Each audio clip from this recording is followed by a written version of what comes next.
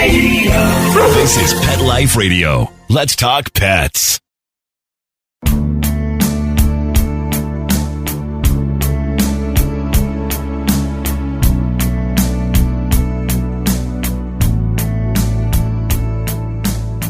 Yes, us everybody. You know the drill. We've started this podcast to help anybody who's remotely interested in trapping and neutering animals.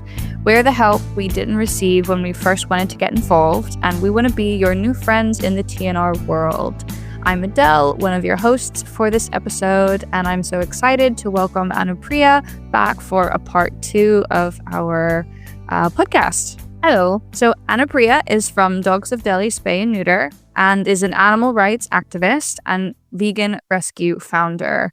They are based in London and run a large-scale spay and neuter program for community animals in Delhi NCR, which over the last 8 years has successfully sterilized over 34,000 dogs and cats. And along with this, they run another initiative that focuses on facilitating adoptions for rescued, abandoned, and abused companion animals called Paws for a Cause NCR. Anupriya has worked as a volunteer at multiple animal sanctuaries that focus on farmed animal species as well. Welcome back.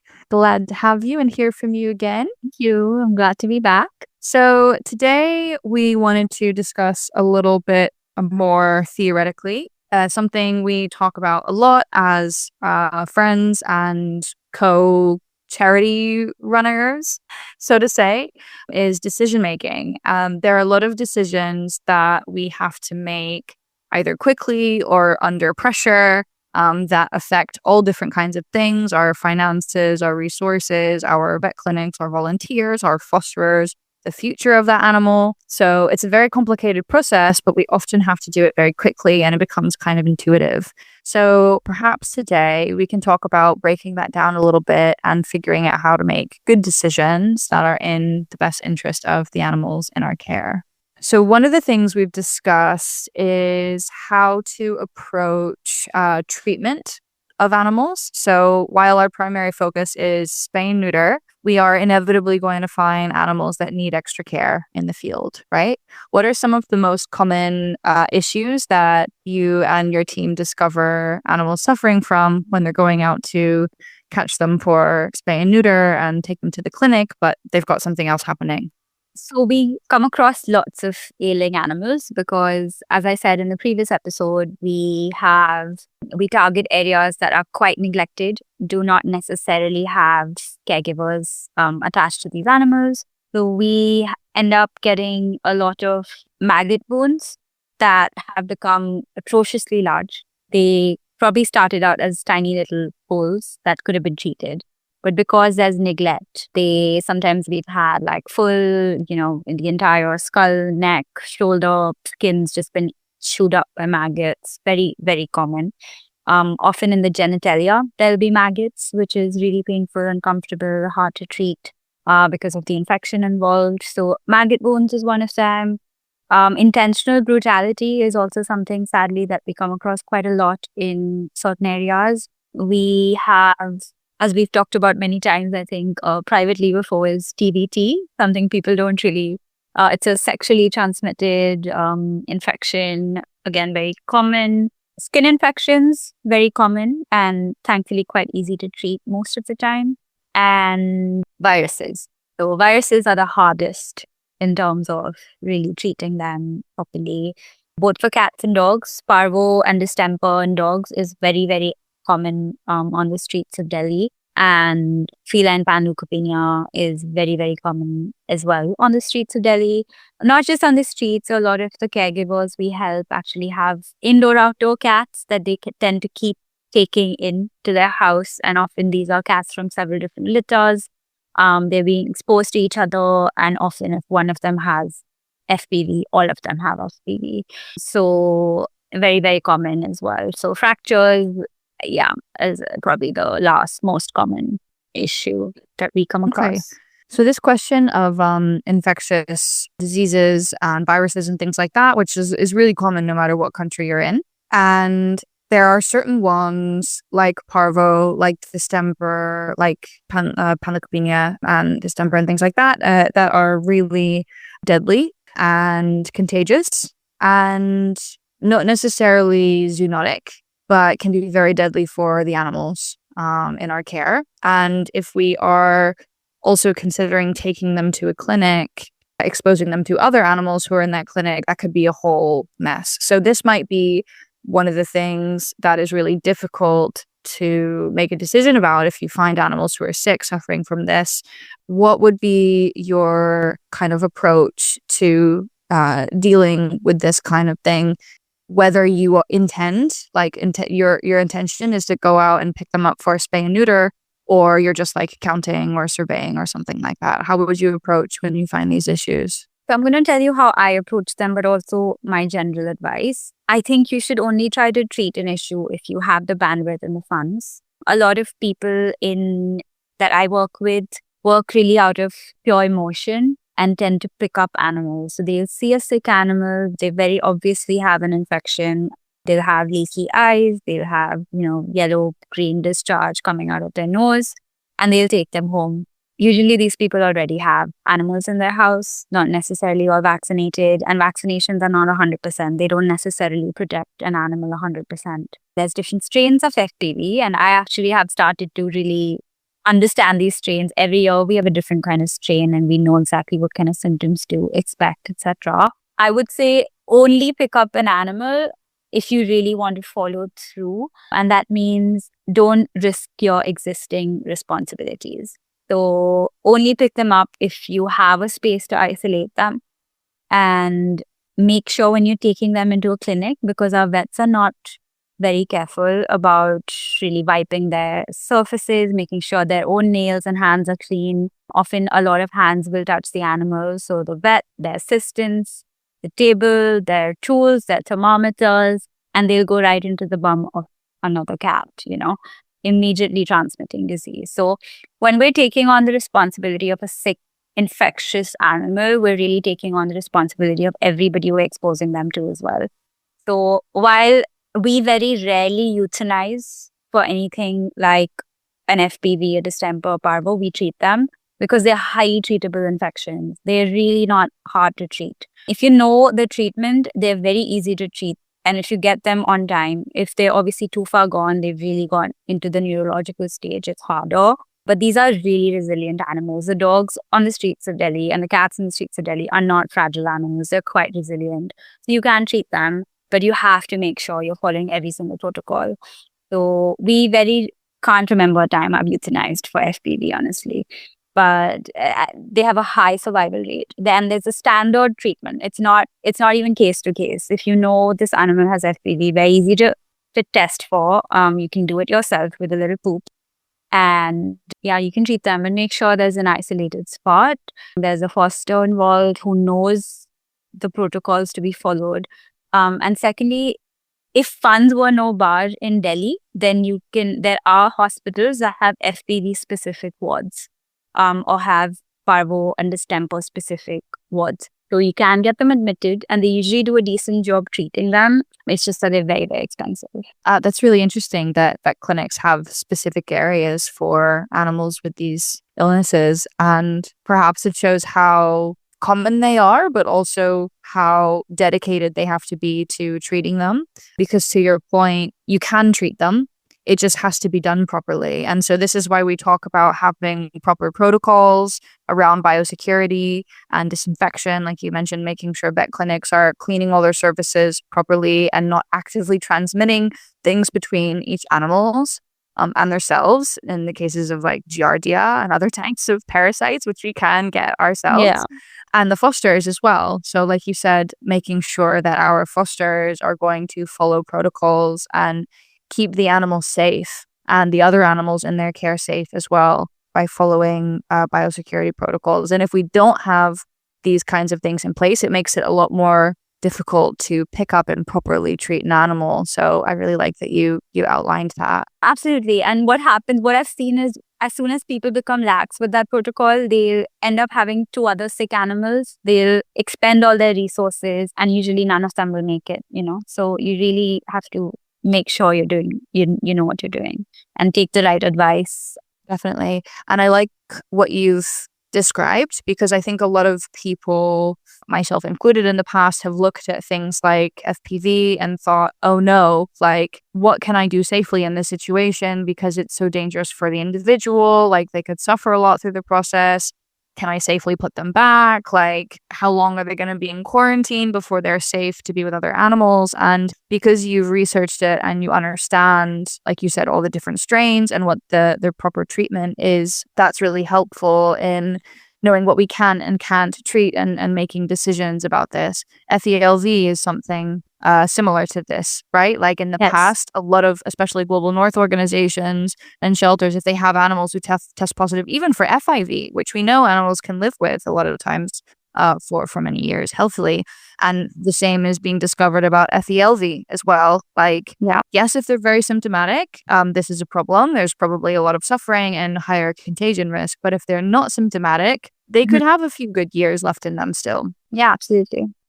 What about decision-making around animals who have these viruses, which are viruses for life, which may or may not be contagious at different periods of time based on like the symptoms they're experiencing and then how they've recovered and also depending on the virus? How do you approach returning animals into the community and the decision-making around that with different conditions? Like an FELV cat, for example, they may not be symptomatic now, but they might be in the future. And, you know, there's risk with that. How do you approach that kind of thinking? So FELV and FIV is not routinely tested in Delhi clinics the way it is in London. So here, when I do cat rescue, that's the first test we put them through. Usually when we've had to test for something like that, it's been when they were highly symptomatic. We do not do it as routine. Most vets do not even have the test with them. I really had to source it from elsewhere when I wanted to do it. In those cases where I feel there's a risk of a bite or there's risk of cross transmission, and these haven't had that many cases, but luckily where I have had them, they haven't been highly symptomatic. They've been friendly enough that we've been able to get them adopted into cat only as an only cat in homes. I don't know if I would absolutely not consider releasing an FELV positive cat, just because the transmission is really, you need a deep bite, I think, to transmit it. So I think an asymptomatic FELV positive cat with a caregiver, I think could be a case for release, but I may be wrong. So it sounds like... Yeah, for a friendly cat, we would get them adopted. And our adoptions are indoor only, very strictly so. So that would be ideal case scenario. But if this was a really feral cat, then I would have to. So it sounds like some things we're taking into consideration is whether the cat is currently sick. Obviously, if we're going to return an animal outside, they should be recovered from whatever they were struggling with, and we should have diagnosed that and treated it properly. If we're not sure, we shouldn't just be returning them back outside. And other factors as well. You mentioned like if they have a caregiver, this makes it even more likely that we return them back outside because we know they're going to be receiving care. And in the future, if they start to decline, they'll be able to pick up on that and make an end-of-life decision if necessary. And access to resources and things like that all coming into play of making that decision. What about, you mentioned TVT before. And for anybody that's not familiar with this is transmissible venereal tumors. That's what TVT stands for. It's predominantly in canines, and it's in a lot of like Southeast Asia, all the way across to India as well, but not so much in other countries like the Global North or Europe and things like that. So that's why people are less familiar with it. But it's something that needs to be treated with chemotherapy, right? It's something that creates tumors, and these can become like physical issues that need to be like removed with surgery and things like that. So if you find an animal with TVT, either, you know, on your route to take dogs for sterilization, or they're one of the dogs that you intended to sterilize that day, how would you approach that? We have them boarded, so they undergo several sessions of chemotherapy until they recover, are sterilized, and only then they're released back. So they're not treated on site or anything like that, and they're not spayed, of course, immediately. So we only treat them inpatient in hospitals. Usually it's a few weeks of care where they undergo several sessions of chemotherapy, and they also, because they're undergoing chemotherapy, they will need some supportive care as well, because chemo is hard on anybody. So they get all of that, they get sterilized, they get vaccinated, and then they're released back. Cool. So it's a proper commitment. It's, Yeah. several weeks of recovery. There are other animals that take longer to recover from that. So as you said before, it's something that, yes, it will cause great suffering if it's not treated. And it's a risk to other dogs as well if they're not sterilized, which is yet another reason to spay and neuter all of them to reduce this risk because it comes from mating, from physical contact. But yeah, it's a huge commitment. So we need to make sure that we can actually do it properly and know what we're getting into. Yes. And funds. Funds are important because it's not cheap. We could sterilize many more dogs with that money. So that's a consideration. That's something that we discuss a lot, like especially when we're talking about areas that have huge numbers of animals that need to be sterilized and trying to weigh up the right decision when it comes to we have a limited amount of funds and we have all these animals that we need to sterilize. So kind of what you just mentioned, like something like TBT is going to be much more expensive and we have to board them and it's prolonged care. How do you generally approach that? Like where we're allocating funds for sterilization versus treatment and keeping the balance of that? We never compromise on sterilization. So when possible, when I'm able to pick up an animal, they're going to get sterilized. So we figure out the funds. It's a very, we will manage kind of approach. But treatments, it really depends. So as much as possible, we want to minimize costs. We want to minimize trauma. So when possible, we will try to treat them on site, which helps minimize costs. It's usually just a volunteer who's medicating them, treating them. But in most cases where we've kind of adopted a village or adopted an area, if we do find ailing animals, like with TDT or with gaping maggot wounds, we treat them. But if I had to make a choice, the funds, a primary cause and our primary goal is spay and neuter. So that's where the funds. So I would not take funds out of the spay neuter bucket to put into a treatment. Treatments are done extra. In some cases, volunteers who are caregivers, who are looking after these dogs will pitch in for the treatment. So they'll just ask us for help. So they're like, we've got, you sterilize these 9 dogs, we pay for them. But we also want to send this 10th dog who's got XYZ issue. Could you treat them? And we'll pitch in 50%. And usually we agree to that. So we do try to get some accountability out of people on site as well. And most people who've got some kind of attachment to these animals will try to fundraise. It's usually easier for individuals to fundraise versus us because people have this view of organizations as people that have funds. We really don't. Most of it is our private funding that goes in. So we do try to keep people as accountable as possible to their animals. Awesome. Well, we're going to take a very quick break and then we're going to be back to talk a little bit more. Real people, real stories. Our little dog developed this lymph problem. The chemotherapy lasted for 6 months, started developing more lymph nodes. So I thought I'd just try carnivore. The lymph nodes started to go down. Then I took him into the vet to have him checked out, and there was no signs at all inside. My cat had issues that developed in his eye, and 3 months later, my veterinarian said, let's go ahead and remove the eye. I heard the carnivore on advertising, so I said, you know what? I'm going to order this product. They did the procedure. They did all the tests, and they said, I don't know what you did. This product saved his eye. I've got a Labrador who could hardly lift herself up off the floor. The treatment was chemotherapy. That's when I said, this could be the ticket. About 3 weeks, you could tell she was very alert. She was going on a 5-mile walk. She is just like prime again. Call 866-836-8735. That's 866-836-8735. Or visit carnivore.com.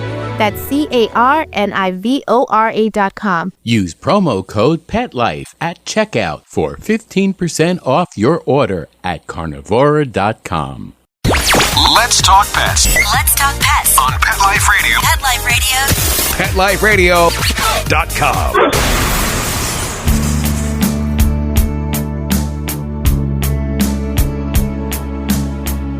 Okay, we are back. This is the difficult part of decision making because we want to try to make as practical and rational decisions as possible so that we can focus on the goal that we've specifically set out to want to achieve, which is preventing reproduction, preventing these viruses from spreading, and all of these different health issues that animals come across if they are not spay and neutered. But it's something that you mentioned last episode as well, is it's really difficult not to make an emotional decision, because we do this work because of our empathy, and we see animals suffering in front of us and we want to help.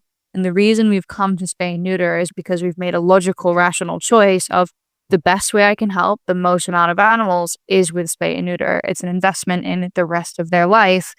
And yes, it is difficult to turn away from one individual who is suffering. It's just a challenging part of that decision-making process, and making sure that we are making choices that are sustainable and that are going to help the most amount of individuals possible.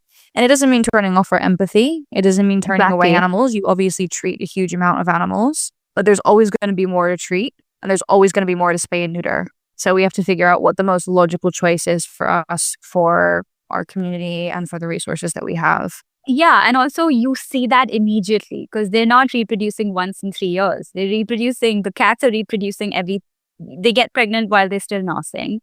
The dogs are having 2 litters a year. So people see that. They see that if we don't, put our energy and funds into this is the next thing that's going to happen. These puppies are going to suffer.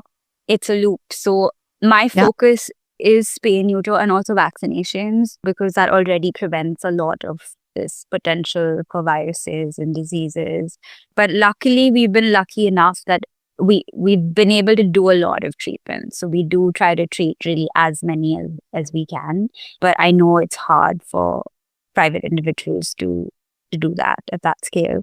This is a decision-making question we've discussed as well, is the topic of vaccinations, especially in Greece. I think most people make the decision of, I can either sterilize and vaccinate and do half the number of animals, or I can just sterilize and do double, which it's not quite like, that's not quite the practical lens to look at it through. It's not like I either do less or I do more, but in a lot of cases, the vaccination is double the cost of the sterilization cost.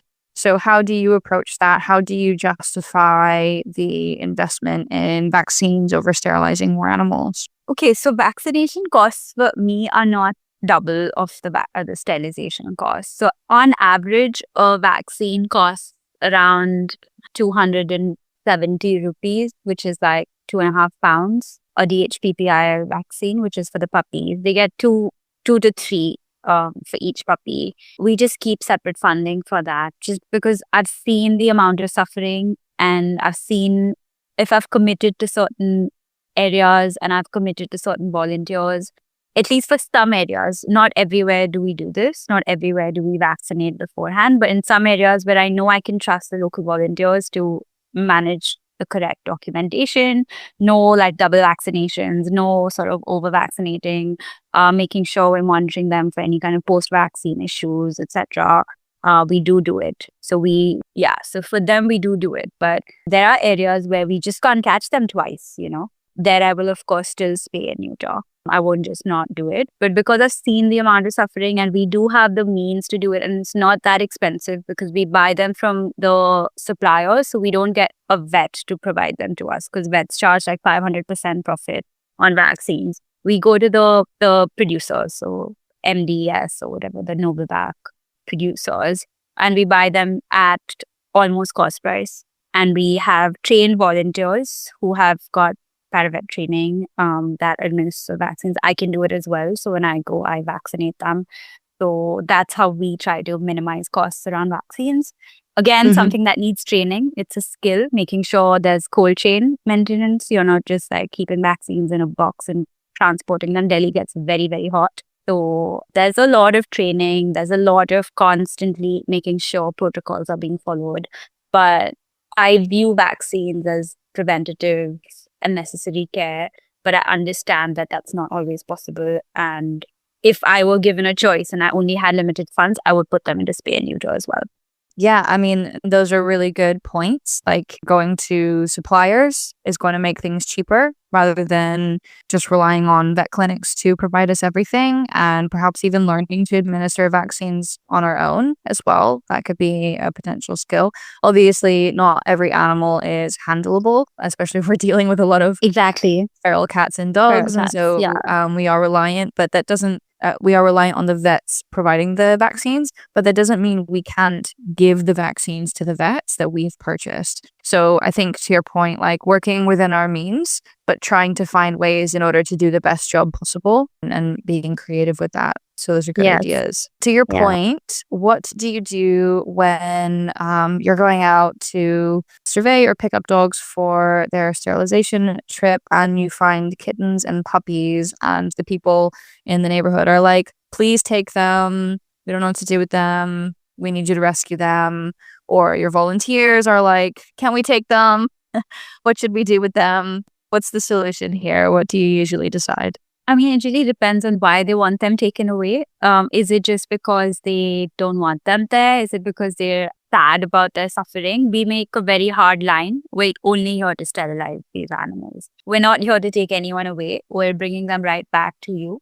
If there's a mother and if there are siblings, then we do not displace animals at all. So if they have a mom, they already have a high chance of survival. The mom's going to teach them the skills needed. They're going to be at the same risk level as any other dog born on the streets, any other cat born on the streets. So if they've got a family, definitely not. If this is an isolated puppy who's somehow been, a lot of times people will pick up and pluck puppies and kittens from litters just because they were cute, and then go dump them elsewhere. And then that really lowers their risk of survival. So they'll take them because they're cute. They'll play with them for a few hours, understand that this is not a toy, dump them elsewhere. This is something that's very common. When that happens, that's, again, a decision-making thing. Do you have the means to really rescue and commit to an entire individual?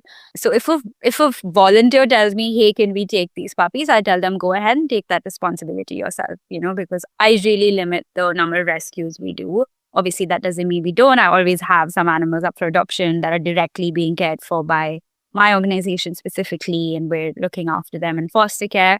But our primary goal is never to take them. So we always counsel the people, make them understand that just plucking animals off the streets there's not enough homes, and that's not going to help them. Putting them in shelter is a death sentence most of the time. These are unvaccinated animals. If they don't succumb to viruses, they succumb to depression. They succumb to just like being, there's a lot of competition between shelter animals for food, etc. There's not enough individual care. So really, shelters are not an option. There are not enough foster/adoptive homes. So really, it's a huge commitment and decision when you take an animal off the streets, and often it's a disservice to them.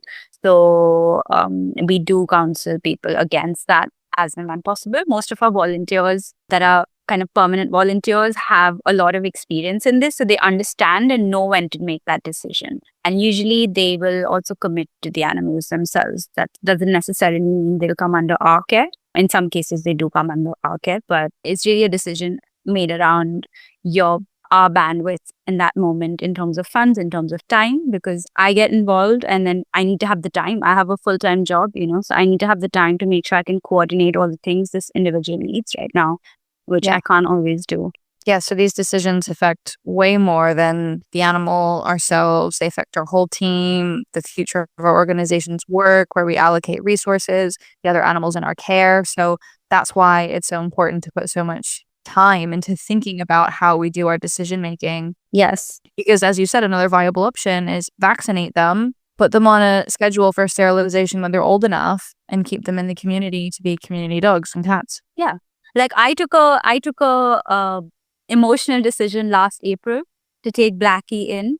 Blackie was reported to me by a volunteer that I really care about. She's amazing. She does incredible work. I normally don't end up saying no to her because I know she takes, sensible decisions. But he's a black cat and I hate his name. So I changed it to Coco because I think it's a stupid fucking name. So he's called Coco now. And Coco had this horrible wound across his neck and head. But it's a maggot wound. Maggot wounds heal. So I was like, cool, let's take him in. I've got some funds and I'll allocate this to him and he will be fine. He is the slowest healer in the world. His wound does not heal.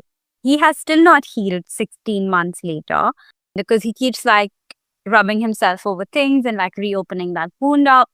He's now in foster care, but he spent 14 months in the hospital. That's the longest I've ever had any animal stay in a hospital. We've spent over 1,000, I think over 1,200 pounds on him. I could have sterilized so many animals. right? But once I'd taken that responsibility, I wasn't going to put him back. And we just kept going. And now he can't be released because he's just so used to an indoor environment. So we're actually looking for a home for him. But yeah, that's a huge commitment. Yeah, it's a lot of money. And unexpected as well, right? You said you thought it was going to be simple. I thought it was going to be 2 months. Yeah. And that's possible, right? That's completely possible when we work in animal rescue. And I think this is a really important message, not just for rescuers, but also tourists and international organizations who have more means than smaller grassroots organizations who have less means to take in an animal because a tourist has found them and feels this emotional pull to do something for this animal that they've seen suffering, and they've decided, like, for them to feel better, this animal needs to go inside, whether it's a perfectly healthy puppy or someone who actually does have like a health condition that needs support. Ultimately, this is everywhere. And the reality of taking this animal from the street, or even asking an organization to take this animal from the street, the guilt that you put on them with all of the other decisions they have to make from people who contact them every single day, they either have to say yes or a no. And if they say yes, it's a whole thing of trying to figure out how to get the resources to help this animal for the rest of their life. And yes, it is great when people want to donate, but it is not going to cover the rest of their life and the potentially 16 months that need to go into a very basic treatment for one animal, which you didn't predict. Yeah, we've had tourists do that, dump animals on us after committing to them. So yeah, it's a story for offline. But yeah, we've had prominent like rescue founders from abroad come and, feel emotionally attached to a puppy, ask us, and we trusted them because we thought they understand rescue. But people really don't understand how the global south works. It's not the UK, it's not the US, and just dump them on us, and just not taking any responsibility, no follow-ups. So you really have to be careful, because once they're in our care, we're not going to put them back on the streets if we know they're not going to survive. If we've taken that skill away from them, then you can't put that decision on somebody who's already, overextended. We don't have the heart to do it anymore, and we just keep going despite being stretched thin. And then there's the other type of tourist that like takes a picture at the airport and goes like, "Oh, I saw this dog yesterday. Please or like 5 days ago. No location. Where? Why? The dog's fine firstly. He's just sleeping. Why are we rescuing this dog? But he's skinny." So yeah, it's really lots of different challenges. And I think even within the rescue community, and I know you're in Greece and we have people in the UK. I've worked with people in Germany when I was there. I've worked with people in France, in the US. I think it's just so different, in each country, the challenges and the experiences and the vet skill sets are so different that, yeah, I think it's great that you're doing this because it really helps understand perspectives and it brings together this small group of people that really understands TNR. And I think there's more of us out there. I think it's just that people don't understand how to do it. I didn't understand how to do it, 10 years ago. Yeah, definitely. And I think it's really important that we do understand it deeply and understand the effects of our actions. A lot of what I've heard you say today is about making a responsible commitment, and everybody can take part in that. It could be, people who live in the community. It can be us as rescuers to the animals or to ourselves. It could be other organizations. About making a responsible commitment that results in really good decision making, that results in better future sustainable work, focus on spay and neuter and prevention. Absolutely. Yes. Is there anything else you would like to share as a final takeaway or any final words? And if you can once again shout out where people can find your work, please. I think my final words would be to do your best and to read a lot. There's a lot of medical veterinary literature out there. Don't read clickbait articles and influencer material. Actually read the science a little bit. Speak to people who've been doing this for a long time and take emotional decisions, but also take logical decisions and understand what you're committing to. Not helping an animal doesn't make you a bad person. But if you've committed to them, then try your best to have them properly. Yeah, socials are DOD_spay_neuter. That's the correct social. Cool. Yeah, we'll definitely thank you. link it below. Yes. Thank you for sharing that. Yeah, we really love being inspired by incredible work and people such as yours. And thank you so much for joining us on this adventure. We're really excited about it. And we would really love to hear from everybody else. So feel free to send us a DM on either Saving Lives with 2 A's or Travel Animal Rescue on Instagram. See you all at our next episode, and in the meantime, stay out of trouble and keep trapping to save the streets one animal at a time. Let's Talk Pets every week on demand, only on PetLifeRadio.com.